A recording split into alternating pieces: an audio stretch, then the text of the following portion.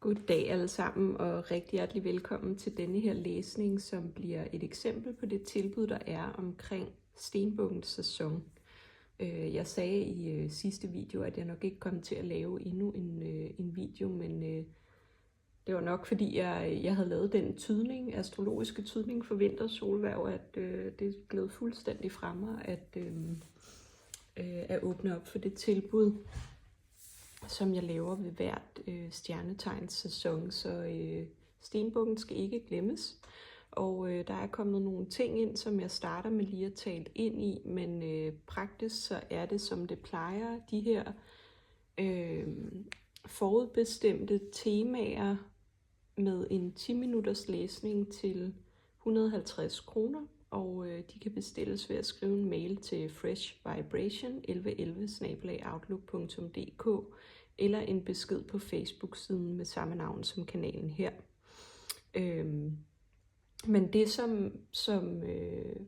altså der er rigtig mange ting i spil, og det synes jeg også, jeg nævnte i den astrologiske tydning, jeg lavede for vintersolhverv, at energierne er lidt sådan kontraindiceret og trækker egentlig lidt forskellige retninger, samtidig med, at mange af os går og forbereder os med alt det praktiske her op til jul, og det kan godt være sådan lidt en hvirvelvind, men nu er vi jo trådt ind i en jordtegnssæson, og det kan vi starte med, fordi jordelementet handler meget om det at være til her på jorden og forholde os til den realitet, og i Stenbukkens ånd, de begrænsninger, der er på jorden, og dem kan vi forsøge at modarbejde og være kede af eller sure over er her, eller vi kan omfavne dem og ligesom bruge dem som rammer til vores skabelse i forhold til de mestres planer, som vi arbejder i tjeneste sammen med. Så det er sådan lidt forskelligt, hvordan folk håndterer det. Altså det her med en afvisning er typisk en beskyttelse imod noget, vi troede var godt for os. Det er sådan Stenbukkens lære, ikke? Altså det her med afgrænsning og begrænsning er vigtigt. Og vi har jo lige haft vintersolhvervet der, hvor Venus stadig stod i skytten, ikke? Og Mars og solen var lige gået ind i solen var lige gået ind i Stenbukken, ikke? Mars har været der i noget tid, og så er der de her kontraindikationer igen, fordi skytten vil gerne brede sig ud og nå lange afstande og horisonter med sin bevidsthed og også med sit væsen, ikke? Den ud og smage på livet, og Stenbukken vil gerne sådan tage ansvar for de opgaver, der er i forhold til at nå længerevarende mål. Så det er sådan hurtige endorfiner kontra glæden ved at opnå de længerevarende mål. Så der har været lidt der, men når solen er i Stenbukken, jamen så er der en bevidsthed omkring Stenbukkens arketypiske energi, som jo netop er indvielsestegnet, ikke? Fordi det er der, hvor vi tager ansvar for det, der er, både i forhold til os selv, vores mål, vores ambitioner, vores sjælsmål og aspirationer, men også den påvirkning, vi har over for verden, ikke? Stenbukken symboliserer den ældste, bedstemoren og bedstefaren, som ligesom har en masse livserfaring, måske også nogle flere ressourcer til rådighed, både økonomiske og emotionelle og mentale og alt muligt andet, som kan hjælpe med at præge dens efterkommere. Så det er det her med, at vi har noget erfaring, vi har ligesom været ude og mætte egoet, så det er ikke det, der driver os længere. Nu er det ansvarsfølelsen, nu er det ønsket om at ville skabe noget godt for den næste. Stenbukken, der vælger at vende lyset ryggen på toppen af bjerget og gå ned og hjælpe andre som vandbæreren, ikke? Så der er den der modenhedsproces, og der er den der, nu kan jeg lige sænke tempoet lidt. Nu går jeg på pension, nu er jeg ikke længere en del af hamsterhjulet. Og det vil også sige, at jeg ikke længere er distraheret på en eller anden måde. Jeg kan mærke ind i, hvor jeg kan sætte de her præg. Hvor kan jeg bruge mine ressourcer ansvarsfuldt for at opbygge noget større. Helt praktisk jordisk. Så der er mange ting i spil. Altså Stenbukken er jo eksoterisk styret af Saturn, som handler meget om den mangelfølelse, vi har, som gør, at vi ser op til autoriteter, der har de egenskaber, som det tegn og det hus, hvor Saturn er placeret i, repræsenterer. Det var en lang og krøllet sætning, jeg håber ikke, jeg har tabt nogen.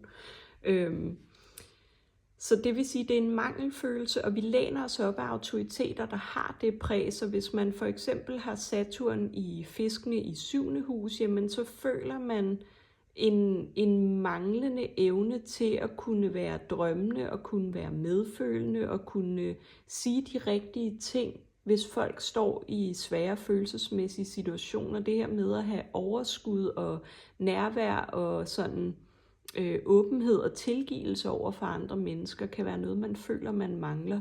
Og når den står i 7. hus, jamen, så kan det typisk være de partnere, de venner, de kolleger, de andre voksne bekendtskaber, man tiltrækker. Men man føler ikke rigtigt, man kan integrere det i sig selv. Og det man så jo via Saturnarbejdet bliver opfordret til at arbejde på, det er at opnå de kvaliteter selv, ved at tage sig af nogen, der ikke kan tage sig af dig, for eksempel. Velgørenhed, tjenestearbejde, alle de her ting. Og langsomt begynder de her kvaliteter at blomstre og integrere sig. Og lidt ligesom Chiron, asteroiden, der symboliserer det sorg, vi har så dybt i os selv, så vi føler os kaldet til at hele det i alle andre. Ligesom at Saturn, den mangelfølelse, driver os til at blive mestre inden for det område, fordi vi hele tiden føler, at vi ikke gør det godt nok. Og det er så den eksoteriske del af Saturn. Når den så bliver esoterisk, jamen, så er det netop det her med at forstå, at vi er en del af mestersamarbejdet, og vi kan vælge at gennemgå de her indvielser, men det kræver, at vi ser os selv i øjnene, og vi tager ansvar for at vende hver en sten på vejen. Hvis vi kigger ind i strålerne, et lille sidespring, jamen så har vi det, vi kalder for første stråle, som handler om vilje, handler om lederskab, om gå på mod i virkeligheden, ikke? Altså evnen til at sætte ting i gang, som er fordelt på vædderen, løven og stenbukken som det eneste jordtegn. Og man kan sige, at vi går fra vædderen, som handler om det her med at handle på sine impulser, altså at kunne ligesom have en selvopholdelsesdrift på en eller anden måde. Jeg er sulten, så nu spiser jeg. Jeg er tørstig, så nu drikker jeg. Jeg er træt, så nu sover jeg. Jeg vil gerne have det her, så nu går jeg ud efter det og tager det, uanset hvad andre måtte synes. Altså det her med at kunne opretholde sin egen meget primitive fysiske behov, men som jo er virkelig nødvendige i forhold til overhovedet at kunne være her på jorden, ikke? Så har vi løven, det er også et ildtegn, så der er noget med noget ego igen, men en selvopholdelsesdrift i forhold til at måtte fylde og måtte være her. Og sådan måtte stå og lade sit lys brænde højt og tydeligt, så alle kan se det, og der skal altså noget selvkærlighed til. Så det her med at tage handling i forhold til, hvad giver mig glæde? Løven er glædens tegn, ikke? Den styrer 5. hus, som er lysthuset, ikke? Lystbetonet liv i virkeligheden, ikke? Og det er jo vores voksenliv i denne her stråleudvikling, hvor vi skal gøre det, der gør os glade, og ligesom finde ud af, hvem vi er, og give os selv lov til at være det igen og igen og igen på ny. Og så kommer stenbukken, ikke? Som jo er det her med så at sige, jamen jeg kan alle de her ting, jeg har opdaget, at jeg er handlekraftig, jeg er fantastisk, jeg er god, jeg elsker mig selv. Jeg har det egentlig godt i livet, så hvordan kan jeg give noget videre til den næste generation? Så det er virkelig, virkelig fint. Og så går vi hen hierarkisk, der er stenbukken styret af Venus, og det er jo kærlighedens planet. Det er også det her med værdi, altså sådan helt kort fortalt penge, økonomi, ejendele, vi sådan synes er skønne og rare, men når vi går hierarkisk, så bliver det mere en energetisk form. Så det er grundværdier, det er kærlighedsværdierne.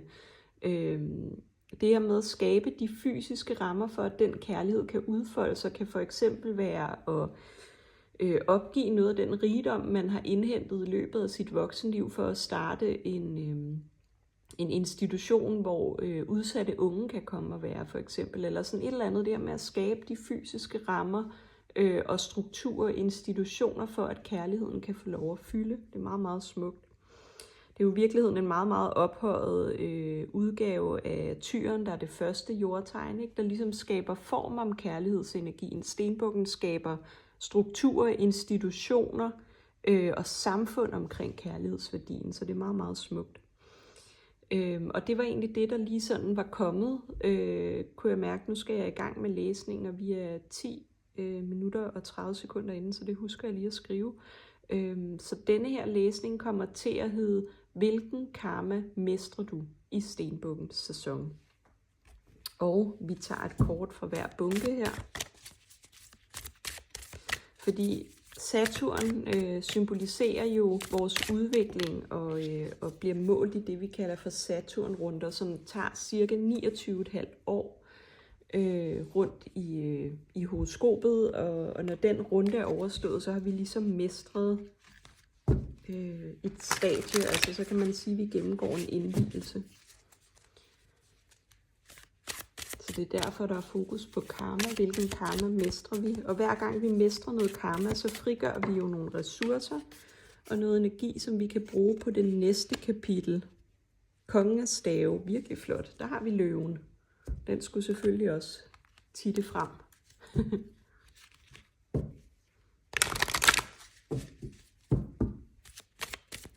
Det er sidste dagen i morgen forresten, hvor man kan bestille denne her læsning med, hvad er universets julegave til dig. Og jeg er faktisk rimelig godt med, så det kan godt være, at det ikke lige bliver i morgen, man får læsningen, men jeg skal nok kunne få det fra hånden her i løbet af nogle dage.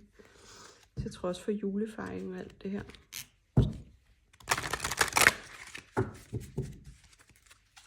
Hjertehealing. Virkelig smukt. Lady with bush egg. Ja. Virkelig spændende. Jeg tager lige en tår af min kaffe her til stemmebåndet.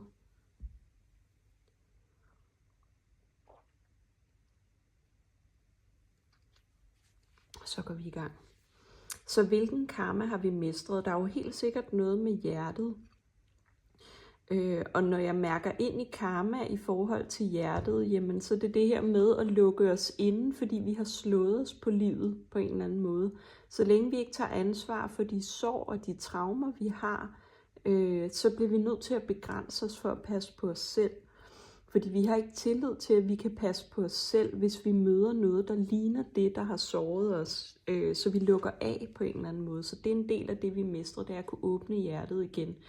Mange tjenestearbejdere gennemgår også det her med hjertebladets åbninger, ikke? At flere og flere hjerteblade åbner, og det vil sige, at kærligheden spreder sig mere og mere på verdensplan. Men meget, meget fint har vi Shaolin-mesteren, når vi har talt om det her med mestre, så det kan være en mester, du arbejder med. Det kan også være den energi, du selv har mestret, det her med balance, fordi vi har yin og yang, ikke? Og knæleren hernede, ikke? Også være graciøs i bevægelse og handling. Det her med at være graciøs, det er jo noget med grace, det er noget med sådan ligesom, hvad kan man sige, at gå i flow, ikke at tvinge noget, men sådan at være nådesfuld i sin håndtering af energierne. Og det er jo både vores egen energi, men det er også energierne hos andre. Så der er et eller andet der er mestret, og jeg har talt rigtig meget om det her med at kunne sætte grænser, men samtidig være tilgængelig healer, eller netop lysarbejder, tjenestearbejder for andre. Og det er vi bedst, når vi har grænser, altså fordi vi må ikke tage ansvaret fra andre folk. Vi kan ikke tage beslutninger fra andre folk. Vi kan sjældent hjælpe folk, der ikke selv på en eller anden måde spørger om hjælp på en kærlig måde, også uden at miste os selv. Så der er noget, der er mestret der. Forståelsen af, hvornår vi skal gøre de forskellige ting. Vi har dragen i baggrunden, ikke, som jo symboliserer det her gamle væsen, som beskytter en skat. Så der er det her med, at du har fundet rigdom, og du har formået at dele ud af den på en måde, hvor du ikke tømmer din egen kistebund, så at sige, men samtidig giver ud af det overskud, du hele tiden genererer, fordi du også har grænser og lever dit liv på en måde, der netop gør dig glad og fylder bøtten op igen løbende. Det her med at være i flow, at tingene er i bevægelse, er på en eller anden måde meget, meget vigtigt. Det kan være, at nogen er rejst til Østen hen over julen også. Der er jo også meget læring i den måde, man håndterer karma på i østlig forstand kontra vestlig. Altså netop det her med, det ikke er noget, vi skal frygte, men noget, vi ligesom skal arbejde med, det her med at gå i flow. Så har vi kongen af stave, og han kommer ud som en genie in a bottle, som en ånd fra en flaske, ikke? Så der er noget med at ligesom... Kongen af stave handler jo om en moden mestring af ildelementet, så der er vi inde igen og tale om det her med at ligesom have en sund selvopholdelsesdrift, altså at tænke på sig selv, uden at det bliver for egocentrisk, eller narcissistisk, eller følelseskoldt, eller ikke på en måde, hvor vi skader andre, men hvor vi egentlig er stolte af os selv og passer på os selv. Så der er noget med at evne at få sine egne ønsker opfyldt. Altså det her med ikke at være et offer i livet, men at leve livet, som man har lyst. Der er vi tilbage til løven i første strålen, ikke? Som også symboliserer kongen af stave.